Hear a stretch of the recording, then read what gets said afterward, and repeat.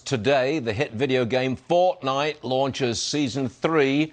People like me need to understand how big this is, so let's bring in our gaming expert, Tian Wang. Tian, always good to see you, because you know what you're talking about and I don't. How big will this be? And I ask the question because I understand that there was a launch of some sort on YouTube and a streaming service. How big was it? Okay, so these numbers were actually pretty massive.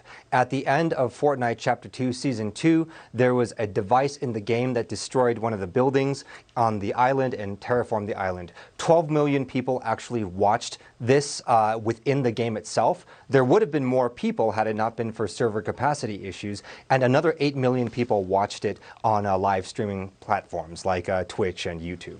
That's extraordinary. That's huge. That is absolutely huge. And again, I don't think a lot of people like myself, we don't understand how big this is. I mean, is it something that's, this Fortnite, is it just growing and growing and growing?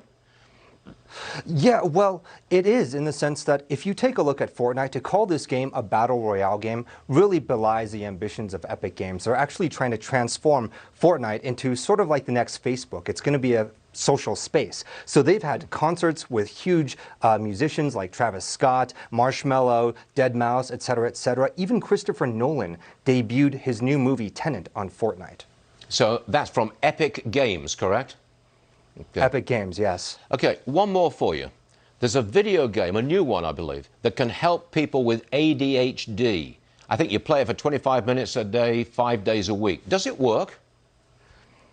Yeah, it actually does. So this was a really fascinating discovery. So this game called EndeavorX is the first FDA approved video game treatment for a medical condition ever.